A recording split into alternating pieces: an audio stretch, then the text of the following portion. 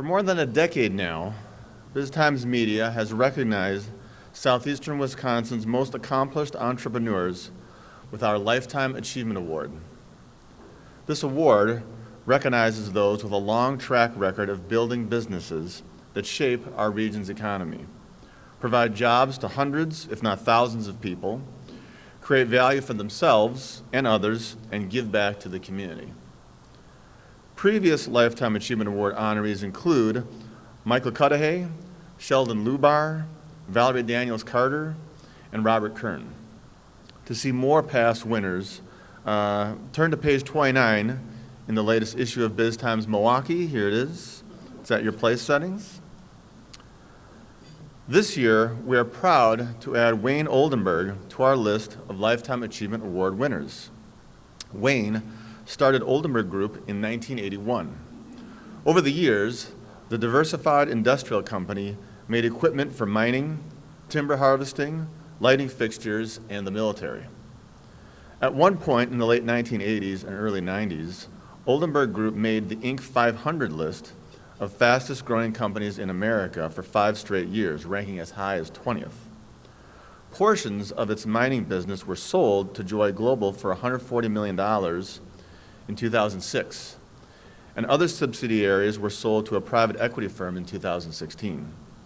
Oldenburg Group continues to operate Visa Lighting in Glendale, and Wayne continues to serve as the company's CEO. Wayne has given back to the community in a number of ways, including through board service and providing rent-free space at the company's headquarters for several nonprofits. Oldenburg Group was a finalist in the in-kind supporter category at this year's BizTimes Media Nonprofit Excellence Awards program. Unfortunately, Wayne is unable to join us today because of his travels. He did record an interview with Dan Meyer, BizTimes Media publisher, discussing how he got his start, key decisions, and advice for other entrepreneurs. We'd like to share that video with you now. I'm here with the 2022 Entrepreneur Lifetime Achievement honoree, Wayne Oldenburg, the CEO of the Oldenburg Group. Congratulations, Wayne, and thank you for being here. Well, thank you. I'm flattered by the award. I really am. Thank you. I had a business degree as an undergraduate and then a doctorate in law. I practiced law for 15 years doing merger and acquisition work. But I always wanted to be in business. And in 1981, having just come off a Wisconsin-style divorce, I got all the debts, she got all the money. I literally didn't have any cash. So I wanted to get into business, and there was a gentleman who had a small business who was willing to sell it to me and take it all back on a note, $250,000 purchase price. My first year in business, we did $464,000 in sales and lost $50,000. At that point, the practice of law didn't seem like such a bad idea. But we managed to, we defaulted on the note, and he agreed to go for the second year on it. And we managed to start growing the business from there. Mm-hmm. So it grew from that was 1981 to what it is today. What were some of the challenges along the way? Oh, many of them. Obviously, starting up money, cash, is an important thing. Advantage I had back then versus people today is our banks were all local, and you knew the people. You were at the same gatherings with them, at the same clubs, at the same charitable boards and things like that. So they were able to loan money on knowing you. Jim Wigdale, who was running the M&I then, said that they bank corporations, but they bank on people. Mm-hmm. So I was allowed to borrow quite a bit of money over time. I never had to go to venture capital or bring in outside shareholders or anything else. Today it's a little tougher than that, with the banks being located somewhere else and you're more of a number on it. There's a lot of venture money available. Private equity funds and things like that, but when you're very small, it's difficult to interest them enough on doing it. So that and hiring employees, good employees, has always been a challenge over time, and it still is today. Yeah, especially today. Yeah, I made a few acquisitions, again, being able to borrow money. In '84, I was able to buy a company called Swiss Tech, was in Delavan, Wisconsin. Shareholders, it was going under, it was going bankrupt. Shareholders had pledged their homes, etc. So the bank said to me, we'll loan you $75,000 personally, you put it in the company and take over all of the debt, and we'll release the shareholders. So that was some good growth. In '86, the same thing happened in another business, same bank referring the people to me. And it was in the end of the company was going to go bankrupt. I first thought they really complimented me as an entrepreneur, and then I realized they were just dumping their garbage someplace. Fortunately, I was able to make it work as I went through. The big growth started in '88. I acquired a business called Lakeshore, which was a relatively small military defense business. And that was a big step for me, and it got us into heavy equipment, which was the basis for everything else we did as we grew over time. But that was during the period where I made the Inc. 500 5 years in a row. It was 24th. 5 years in a row? 1 year, 5 years in a row. And you were 24th, fantastic. Number 24 at the height of what we were able to do. So. Wow, congratulations. Thanks. That's a great. It was good.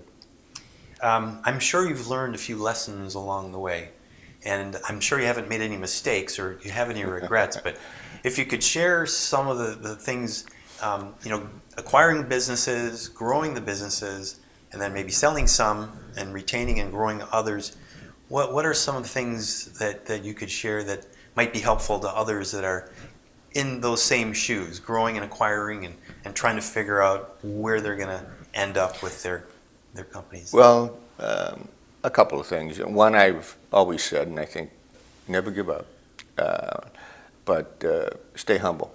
It's better to assume humility than have it thrust upon you. And keep that kind of characteristic as you go forward. Bringing people in is the most important thing that I think can be done. And early on, I made some mistakes because there wasn't much cash, and we always looked at the amount we were paying people, keep the payroll as low as possible. And it was wrong. The advice I would give to any entrepreneur is that pay as much as you need to get high quality people. It really doesn't matter the cost if you get somebody who's self-motivated. I've learned many things over the years about how to educate people and how to train people going forward. I've never learned how to motivate somebody. It's got to come from within. If they have the fire in their belly, they'll be very successful to you. So pay what you need to get those kinds of people attracted to your business. What other kinds of advice have you had or could you share with others that are trying to figure this out? Well, staying close to the customer. That sounds like something everybody would say. But as a practical matter, people do business with people. You're dealing with a corporation or other entrepreneurs or what have you. But it's the personal relationship you can build with the individual within that corporation that you're dealing with. So there is that knowing each other, that trust, like it was early on with the banks. So doing whatever you can to work on that kind of a relationship really pays off. They get to know you and they trust you, especially today where there's not a lot of it that's face-to-face. You're going to be doing a lot electronically. Try to talk about things other than business to really get to know each other. Right. I learned a long time ago that you shouldn't try to sell what you happen to make, but you should make what the customer wants. And to do that, we have what we call innovation groups, where we actually bring customers in. And now we built a lodge in northern Wisconsin, so they'll come and we can entertain them, and that's attractive to them too. But they really want to give their ideas, and they want the products that they're talking about. So we get a lot of innovation ideas during that process, rather than just trying to do it internally and think of something that, wow, this would be great, let's take it to market. We'd rather make sure that the market wants it before we do it. Our customers will even sketch out designs that they want or the equipment that they're looking for in order to communicate with us as to what's going on. So innovation for us is market-driven rather than internally driven. What kinds of things do you do in your company that identifies good leaders and helps them then lead their teams? Well, obviously, it's you hope you identify them in the interview process as to what they've done before or what potential that they have. You certainly can judge that in the first short period of time that they're with the business, depending on how they're executing the responsibilities they give them. And more importantly, what the other people in the company think of them. We do 360-degree reviews, and they're brutal at times. And we obviously share all of that. And that's something that I think has helped a great deal. People know what they think of each other. We've even gotten to the point where we'll take a retreat and ask a series of questions from the group about each individual. Wow. Put them up on a whiteboard to be very candid. I tell them it's social callous. You can't get upset about what people are saying. It's for our own good and for that person's own good to see how they can improve going forward. Most people take it pretty well. Have you always done those 360 reviews? Yes, and we bring customers in on that too. The people that you're dealing with as our employee, when you're dealing with it, we get opinions from them of what it's like to work with us and with the team that they happen to be working with, so that we get the feedback. I subject myself to those too. For me, they're anonymous, so that people will really be open and honest, and so there's no fear of retribution, although I wouldn't do that anyway. Right. But. Is that once a year, quarterly, a couple times a year? We'll do it over time. We've done it a couple times a year, about every 6 months. And it depends on where the person is from a seniority or experience standpoint. Somebody new is going to get it more frequently to guide them on the right way, or somebody who's gone into a new position that we've groomed them for to get feedback from the new employees, or their new employees in that process. And it's worked very well. And after you've done it for a while, you can do it shorter period of time, longer period of time, or skip sometimes, because it's really something that when you got the information, that's when you got the information back on it. It's good. A lot of individuals are very philanthropic and have given back to the community. You are certainly an example of that. Could you describe your philanthropic endeavors? I know last month you were just an in-kind recognized. The Oldenburg Group was recognized as an in-kind supporter finalist at our Nonprofit Excellence Awards. And we were flattered by that nomination, by the way. Thank you very much. And the advice I would give to entrepreneurs is start giving back as early as you can. Now, starting up businesses, you're cash short. It's hard to make significant contributions. So contributing time is the most valuable thing you can do, not just at the beginning, but throughout your career. Over time, I've served on the boards of directors of Lakeland College, University School, the Ballet, UPAF, Junior Achievement, Medical College of Wisconsin, Boys and Girls Club, YMCA, etc. And that's, sure, I give them money, but it's also important to give the time. Nonprofits are just businesses, and as entrepreneurs or those managing a larger business, you've got the knowledge that can help them run those businesses. So, I mean, I think, at least I feel there's an obligation to give back to the community and help develop the community, and share your opinions and your experience with them as you do that. You've been a good example of that for many, many years, and I know especially with ABCD. Yes. So, as we come to the conclusion here, are there any regrets where you are now in your career? Would you do anything different? Well, first, there's a couple things that that really were of value to me that I would recommend to young entrepreneurs. There's an organization called Young Presidents Organization, YPO. And although I had an undergraduate degree in business, I really learned about business and what to do from YPO. They hold meetings here with educational agendas. They have what's called an international university at some nice location, where for a full week they have 3 tracks a day of some of the biggest well-known businessmen and speakers forever. That was really, and they have classes at Harvard and other universities just for YPO. And that was the biggest education for me, and I would encourage any entrepreneur to check in with the YPO and see what's going on. Regrets, I don't know if it is a regret as opposed to something I should have explored earlier, but in the mid-90s, I was approached about going public. And I turned it down. I should have explored it further. I was, after coming out of a law firm with 25 partners and 75 other lawyers, I saw how difficult it was to make a decision with a group. So I always enjoyed the independence of being the only shareholder, of being in charge, and also being able to look longer term, do things that no public business could do because it would tank the business for a year or more because we were developing new products as we went out. And a slight regret on that.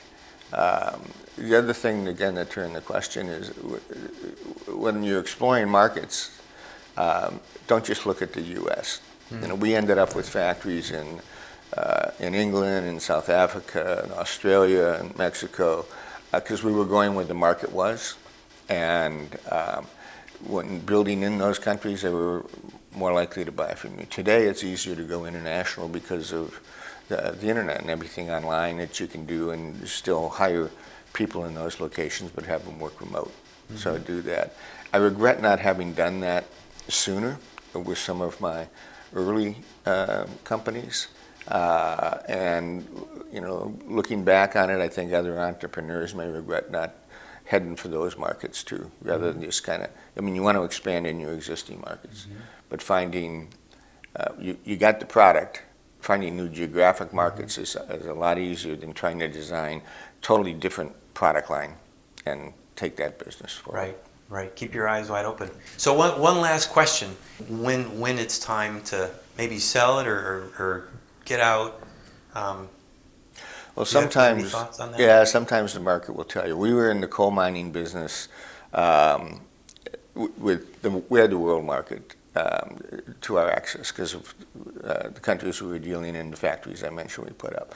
But that business was really moving towards China, and we didn't have any infrastructure there. The cost of it would have been phenomenal to establish it. So the market was telling us at that point, it's time to sell, just because we didn't have the ability to do that. And it was the right time to sell because others were looking for our product line, so they could take it to China. And we sold to Joy Global, and after 2 years in negotiation, and it was a good deal for both of us in retrospect on it.